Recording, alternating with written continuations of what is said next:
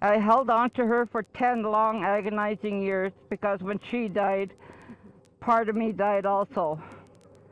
Now she wants me to let go, let her be at peace, and for me to go on with my life.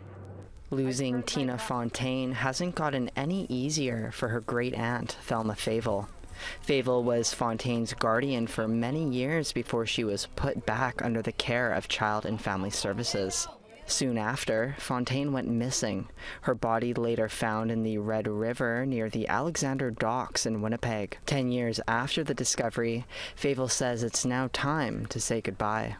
You now live in our hearts and our memories, and no one can ever take that away. Bye, Tina.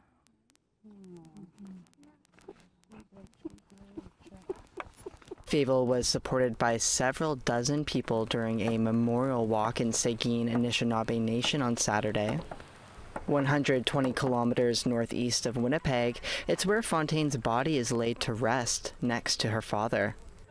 Drums, singing, and grief could be heard on the journey to a monument for missing and murdered Indigenous women and girls. I was part of the walk 10 years ago when we did it in Winnipeg, and that's just starting to come in, and I feel really overwhelmed with emotion right now. The vulnerable Fontaine was only 15 years old when she was navigating the downtown streets of Winnipeg leading up to her murder. She had been in and out of Child and Family Services care multiple times since she was 1 year old. Advocates say the CFS system failed her and that changes still need to be made 10 years later. I think it remains the same, although, there is hope with the new child welfare legislation that's federal child welfare. I think, it gives the communities a say of where their children go, which is a good thing, right? They don't end up on the streets like the way Tina was exploited. No one has been convicted in Fontaine's murder. The only man charged in her death was later acquitted and died earlier this year.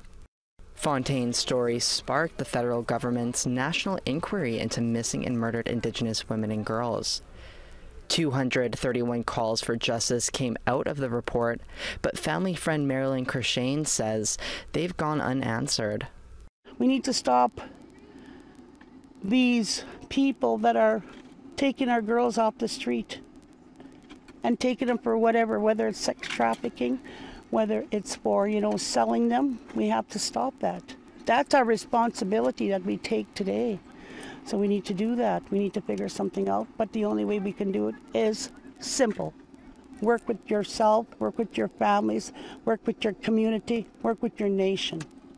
Families Minister Nahani Fontaine says it's thanks to Fontaine and the families of MMIWG2S that wider society is even aware of the ongoing crisis.